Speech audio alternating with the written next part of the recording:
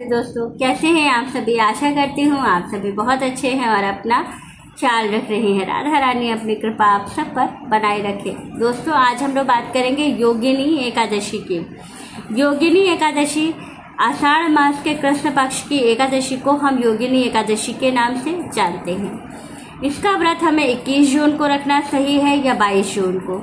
वैष्णव जन कब रखेंगे और साधु लोग कब रखेंगे एकादशी का व्रत, कौन कौन से नियम का पालन करना है, पूजा की विधि क्या होगी, क्या खा सकते हैं क्या नहीं, और कौन सी ऐसी गलती है जो हमें नहीं करनी है, नहीं तो हमारी 1000 एकादशियों का फल जो है वो नष्ट हो जाता है।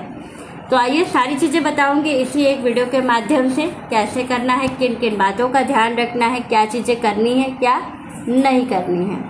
चलिए वीडियो शुरू कर लेते हैं और सारी चीज़ों के बारे में जान लेते हैं। लेकिन उससे पहले अगर अभी तक आपने मेरे चैनल को सब्सक्राइब नहीं किया है तो चैनल को सब्सक्राइब कर लीजिएगा, बेल आइकन को दबाना बिल्कुल ना भूलिएगा। जानकारी अच्छी लगे तो वीडियो को लाइक शेयर ज़रूर कीजिएगा।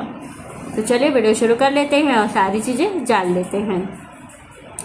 2025 में आषाढ़ मास के कृष्ण पक्ष की एकादशी योगिनी एकादशी का व्रत हम 21 जून को रखें या 22 जून को।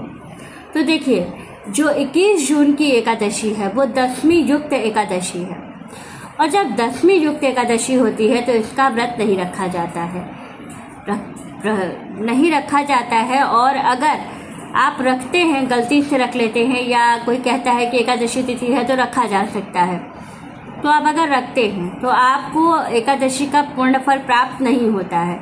और जो आपने अभी तक 1000 एकादशी व्रत किया है उसका पूरा पूर्ण फल आपका नष्ट हो जाता है अगर एक आप 10वीं युक्त एकादशी का व्रत करते हैं तो सही जो तिथि है एकादशी की व्रत करने की वो कौन सी है, वो 22 जून की है। 22 जून को सुबह सवेरे स्नान करने के बाद, ब्रह्म मुहूर्त में स्नान करने के बाद विशेष रूप से आपको करना होता है हरि विष्णु जी की पूजा। हरि विष्णु जी की जो पूजा होती है वो विशेष रूप से बहुत फलदायी होती है, क्योंकि संपूर्ण जग के पालनहार जो हैं वो हरि विष्णु जी होते हैं। इस एकादशी में क्या खाना चाहिए क्या नहीं खाना चाहिए, तो देखिए, इस एकादशी में अनाज तो पूरी जो लोग व्रत रखते हैं उनके लिए पूरी तरीके से त्याज्य है। साथ ही अगर जो आप व्रत करते हैं जो लोग, वो लोग क्या खा सकते हैं, तो उन लोगों को जो ज़मीन के अंदर जैसे आलू है, अरवी है, मूंगफली है, जो चीज़ें धरती से खोद करके निकाली जाती हैं, मतलब ज़मीन में बोया जाता है, वो ज़मीन से निकलती है, वो आप खा सकते हैं। तो विशेष रूप से इस बात का आपको ध्यान रखना है। सेंधा नमक आप खा सकते हैं। दूध या दूध से बनी हुई चीज़ों का सेवन आप कर सकते हैं। योगिनी एकादशी का महत्व क्या है, क्यों व्रत रखा जाता है, तो योगिनी एकादशी का व्रत विशेष रूप से इसलिए रखा जाता है जिन लोगों को अपनी सुंदरता में वृद्धि चाहिए होती है, जिनको अपना तेज बढ़ाना होता है, वो सभी लोग एकादशी का, ये योगिनी एकादशी का व्रत करते हैं। योगिनी एकादशी पर बहुत सारे लोगों का एक नियम होता है कि एकादशी के दिन, मतलब प्रत्येक एकादशी वो करते हैं, लेकिन योगिनी एकादशी का जो व्रत किया जाता है वो विशेष रूप से वो अपने सौंदर्य के लिए उसको रखा जाता है। जैसे किसी को फेस पर सफ़ेद दाग हैं, फोड़ा फुंसी बहुत ज़्यादा होता है, तो वो लोग जो है इस एकादशी का व्रत बहुत ज़्यादा करते हैं। वैसे जो लोग साल की 24 एकादशी करते हैं उनके लिए किसी एक एकादशी का कोई विशेष वो नहीं रहता है, वो तो साल की 24 कर रहे हैं। लेकिन जो लोग सिर्फ स्पेसिफिक कोई एकादशी ही करते हैं उनके लिए ये नियम है।